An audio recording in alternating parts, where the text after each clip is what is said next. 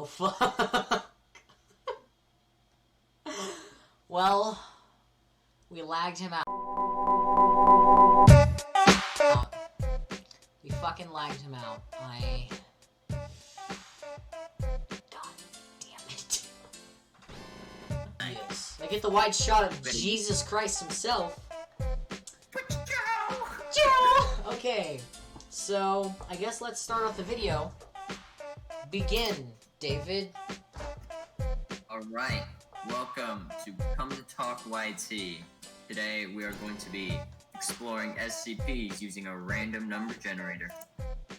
This is high tech. This is highly advanced technology. I recommend you use this with great caution. Okay. Do not try this at home, kids. Fuck. That's not there. That's not there. What do you mean it's not there? Okay, nothing. Okay, here we go.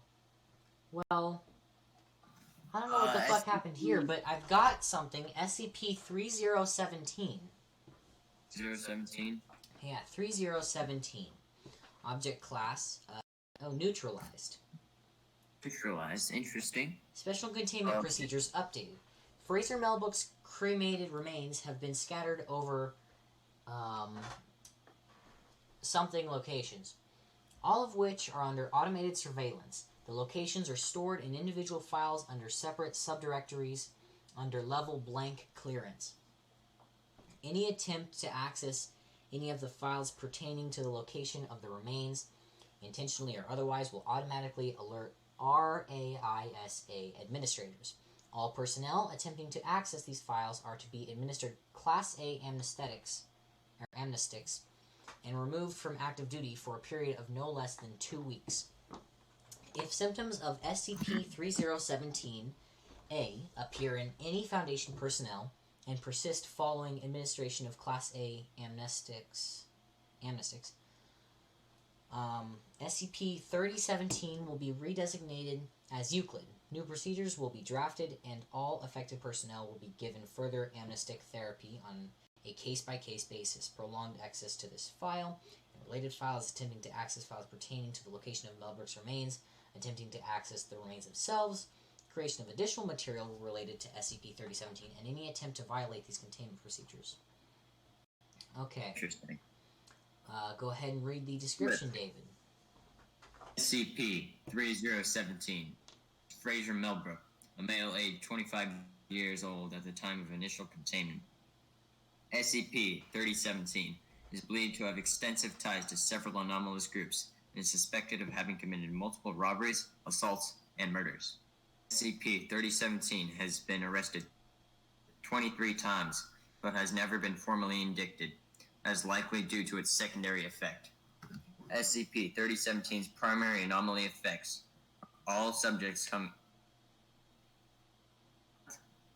SCP-3017's primary anomaly affects all subjects coming in close proximity. Subjects who make direct visual contact or engage in conversation with SCP-3017 have a 1 to 5% chance per minute of becoming spontaneously aware of 3017's criminal disposition. Subjects do not gain knowledge of SCP-3017's specific crimes, only a general understanding of its violent nature. So basically, they have a small percent chance of realizing that he's a madman. Okay. Okay, that's pretty odd. Alright. Subjects exposed to SCP-3017 for periods greater than 1 hour may begin to experience a compulsion to ensure SCP-3017 remains incarcerated. Further exposure can result in obsessive or violent behavior. This is easily remedied with amnestic treatment. SCP-3017's secondary anomaly manifests in its ability to evade extended incarceration. This effect is believed to be voluntary. The exact mechanism for the phenomenon is unknown. SCP-3017's secondary anomaly has been a severe barrier to containment. It can be mitigated with the use of SCP-3017-1. SCP-3017-1 is a collective designation for 12, 13, 14 people who are entirely immune from SCP-3017's primary effect and are unable to be convinced of SCP-3017's criminal activity.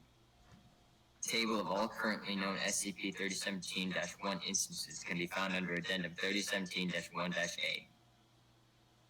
Threat of incarceration, harm, or death of SCP-3017-1 instances greatly reduces the effects of SCP-3017's secondary anomaly. The use of SCP-3017-1 for this purpose has been shown to be far more effective than conventional disciplinary action, and serves the dual function of being an incentive for SCP-3017 to divulge sensitive information. The use of SCP-3017-1 is preferred method for obtaining information from SCP-30-17. Okay. So that's pretty interesting. So basically he's a criminal who, when you're around him, you have a chance of realizing that he is a criminal. Okay. And if you don't, you really want him to go to jail for a long time. Yeah. But then he doesn't stay jail for a long time. Basically, he just fucks with people's heads, makes them put him in jail, and then gets out. Sounds like. I mean, I wouldn't say it's. I gotta say, it's presented pretty professionally, as for all, SCP documents, really. But I gotta say, like, the idea of it is pretty. It's pretty bare. Almost, it really doesn't have a lot. We would have to read some of the addendums just to let's see what's really happening.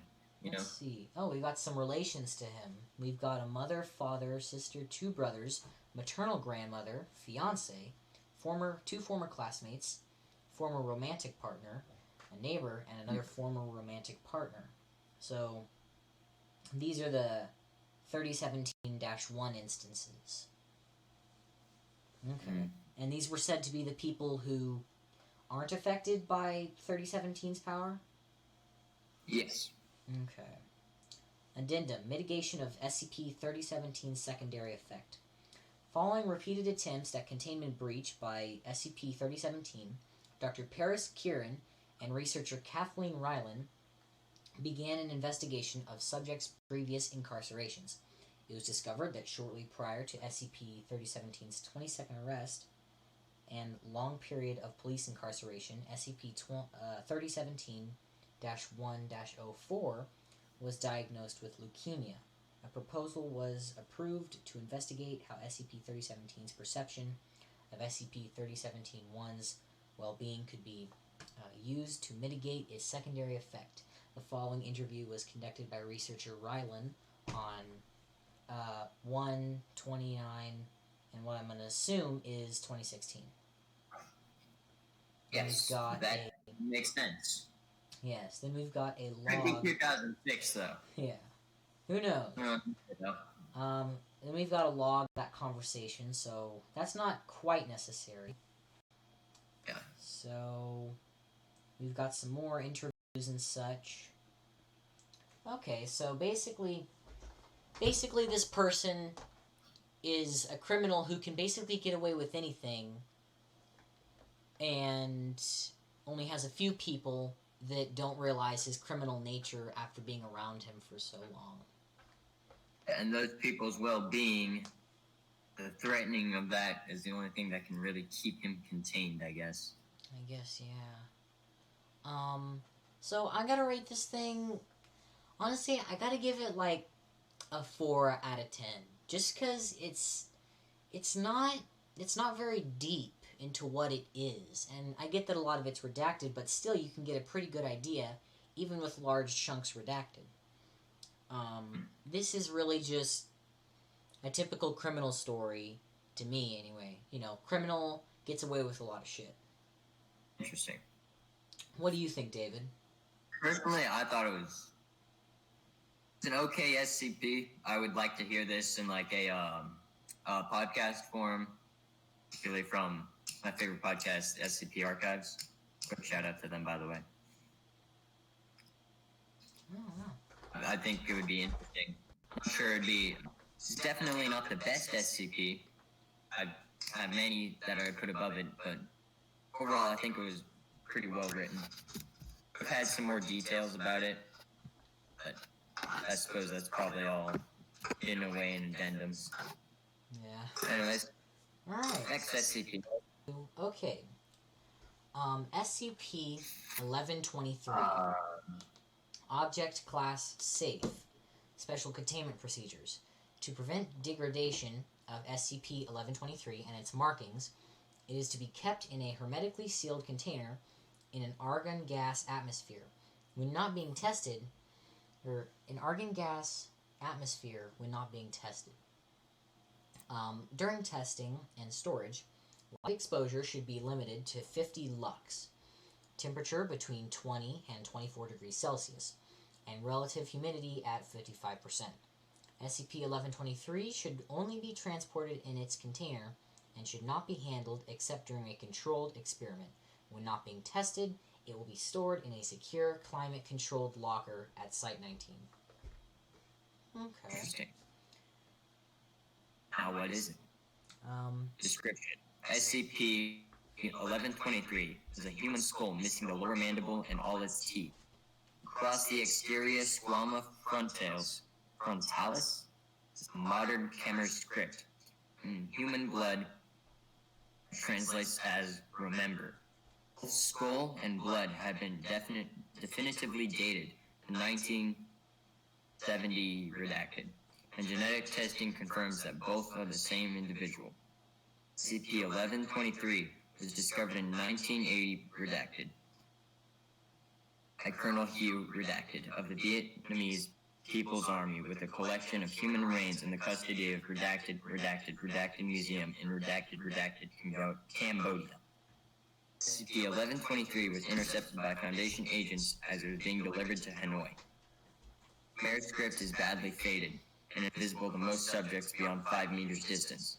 However, when a subject approaches SCP-1123, they will report the script becoming progressively more visible until, less than 1 meter, they will report it appearing as freshly drawn. Few subjects at this distance report the writing as still wet. This effect is not reproducible with optical equipment. Record the script photographically requires optical enhancement or UV lighting. The latter is not approved for use with SCP-1123, as it contributes to the degradation of the object.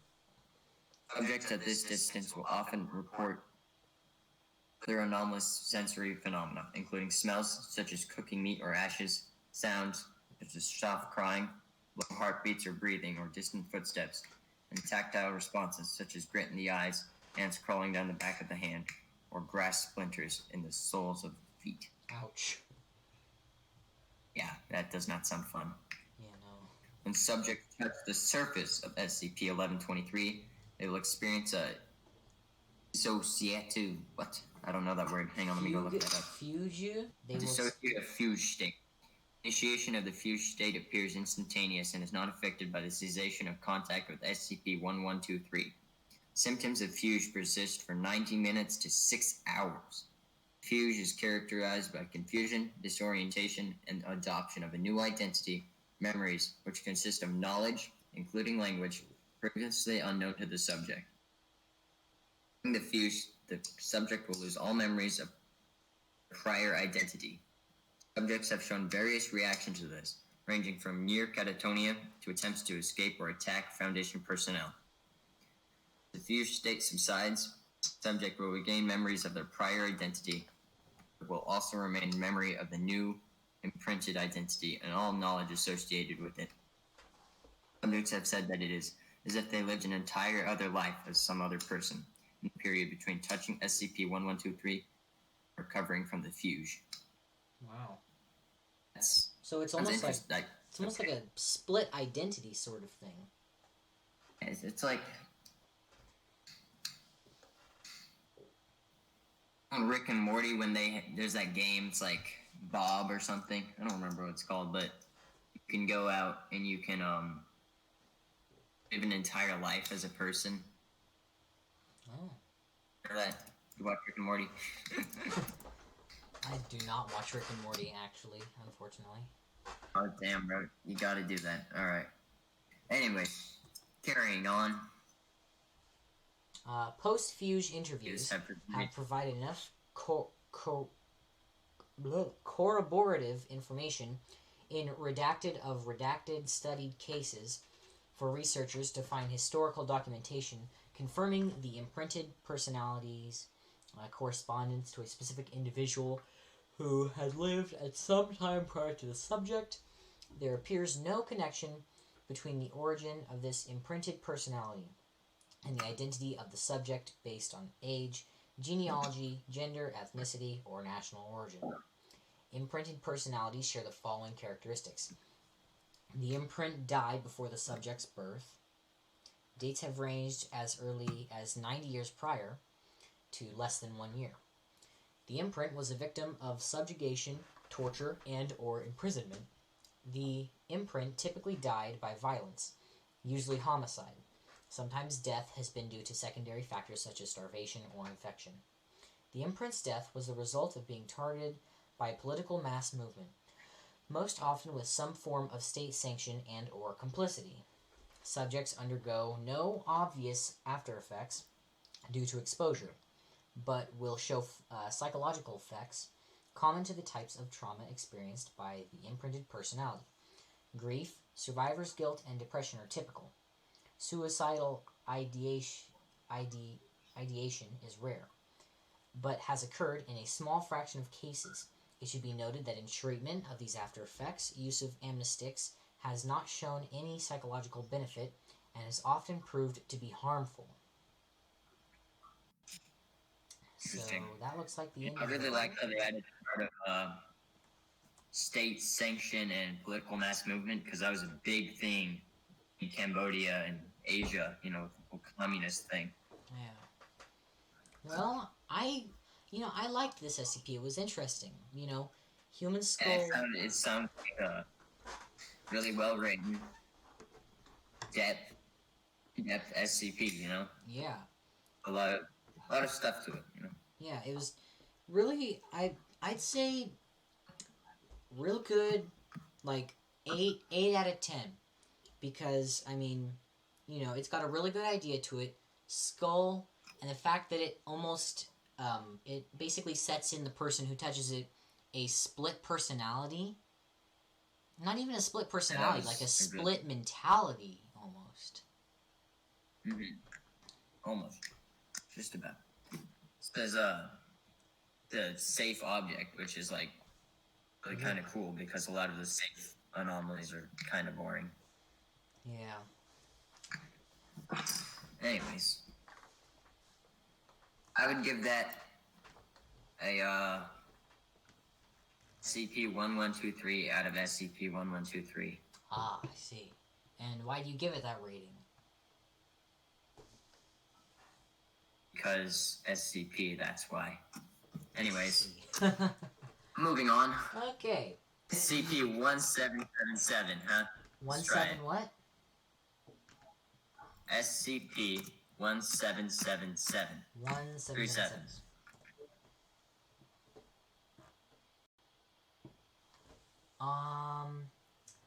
They're safe.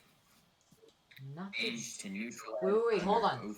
Before I continue, Personnel Director Bright's personnel file.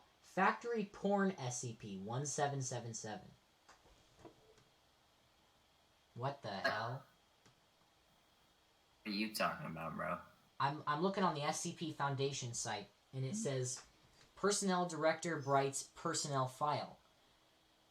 Factory Porn SCP-1777. Okay, well, read us off whatever you're finding. I swear I'm not looking at SCP porn. I swear.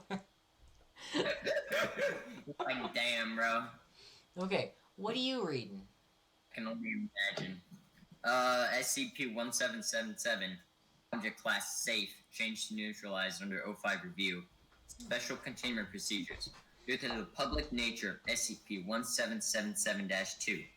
The rarity/safe nature of SCP-1777-1 and SCP-17777 is for the most part uncontained. Site E13. I thought Site 13 was non-existent. E13. Look that up. Site E13 SCP. We have nothing. Okay. I figured. Anyways. Perhaps this was before the site shut down? I don't know. They never built Site 13, but this is E13, so maybe it's a different site. Okay. Site E13 is to remain staffed at all times with remote surveillance of SCP-1777-2 to occur on a 24-hour basis.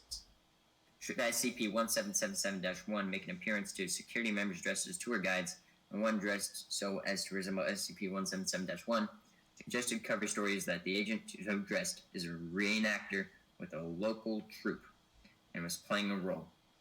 Should the visitor be disinclined to believe the cover story, use of stun guns and amnestics is approved. Nice. Anyways, researchers are encouraged not to attempt interaction with SCP-177-2. Alright. Have you still not found the file? I have not found the file, actually. Let me see if I can... That's a link. SCP-177. Go ahead and join that. Here we go. I just have to look it up and then give it to me. Okay. Description. SCP-1777 1-1 is an apparent specter that is known to appear within SCP-1777-2. It manifests as a 2-meter tall human male, dressed from head to toe in rusty plate armor, of a variety common in England during the 15th century. Several simple markings are scratched into the armor, the same symbols which appear inside SCP-1777-2. Clasped in its hands is a cross-hilted longsword, approximately 1.5 meters long, bearing a double fuller-style blade. The word Veritas has been carved across the hilt. It has so far proven impossible to touch 1777-1 in any way. They tried bullets. Did they really? SCP, SCP-1777-2 is the natural structure known as King's Cave on Arran Island in Scotland. The main inner pillar is carved with many symbols, including a man holding what appears to be a bow over his head, and another that seems to depict a sword. Testing has proven anything carved on this column will show up on the armor of SCP-1777-1 when it appears. SCP-1777-1 appears to be triggered by the presence of any direct descendant of any time of the Kings of England. This does not extend to descendants of queens. When such a person enters SCP-1777-2, SCP-1777-1 appears and seems to study them for a moment, it will then speak in what has been identified as a dialect of Latin, puerde, insert ancestor king's name, est non tempus, before vanishing. It is unsure why this is done, but whenever possible, known descendants of kings are kept away from SCP-1777-2. SCP-1777-1 has so far never been wrong in its determination of lineage. So... Interesting. So, we've got a cave on an island with a ghost, almost a ghost knight, that only interacts with... I'll tell you your ancestor. Yeah. If you have a real ancestor, I'll tell you about it. It's interesting. Yeah. Pretty well written so far. Yeah. It's an addendum you could read if you wanted to, but... We've got, Addendum 1 and 2, I guess we could read those. Let's see. You go ahead and do Addendum 1, David. Alright, we'll do that. Addendum 1. On 03-24-2006, G-86701, a descendant of Swain Forkbeard. Swain Forkbeard. I want to know the guy named Forkbeard. Alright. Descendant of Swain Forkbeard. Can't get over that. Swain Forkbeard was brought into SCP-1777-2. Upon the appearance of SCP-1777-1, senior researcher Janice attempted to interview it.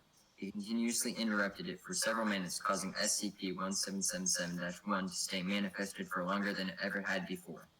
At this point, SCP-1777-1 interacted with his environment for the first time, backhanding the researcher,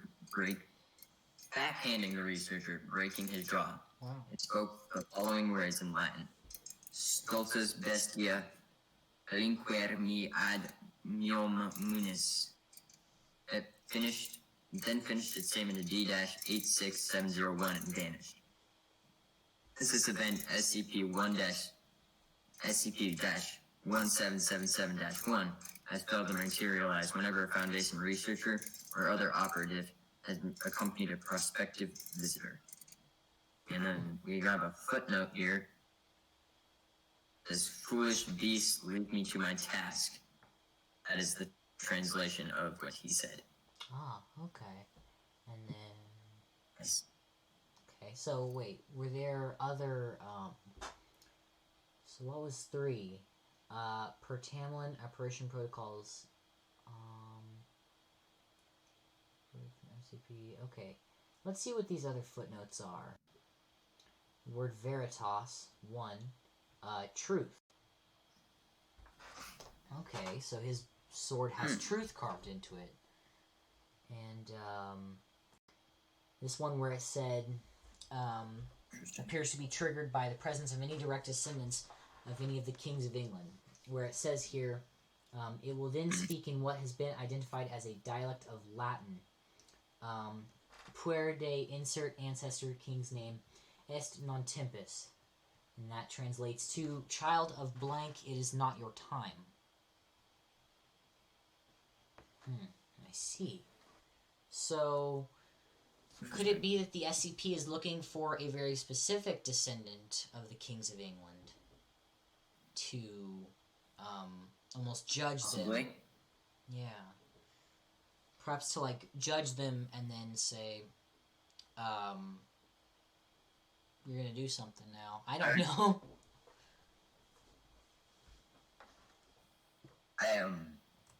This is very confusing. Well, unsure his purpose, you know? Yeah. I mean, he doesn't appear to... It's a good, like, for me it's a good 7 out of 10. Just because it's got a really good idea, but the purpose, the reason is really not there. It isn't very well described. Yeah. But I mean, you know, the detail it goes to for this, and, you know, how it's described. Got a lot of nice detail, yeah. Yeah. What are your thoughts on it, David? Oh, it doesn't look like they redacted anything, so 10 out of 10. 10 out of 10. No redactions. Redacted. I would give it at least a 7. I might bump it up to like a 7.5. Okay. It was pretty well written. I would say they did a good job, you know? Yeah, definitely. It was like a good SCP. Yeah. Definitely looks very well made. Well, I think this, even though we haven't looked at too many SCPs... Wait, Addendum 2. Addendum 2. Oh, Look yeah, at there's Addendum 2.